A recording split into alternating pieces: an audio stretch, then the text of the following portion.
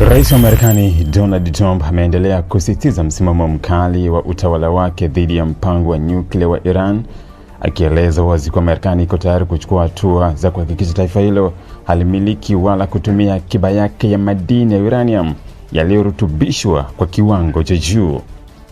Kauli hiyo imeongeza mvutano mpya wa kidiplomasia kati ya Washington na Tehran, huku mazungumzo kuhusu mustakabali wa mpango wa nyuklia na Iran yakiendelea chini ya mazingira yenye sintofahamu kubwa.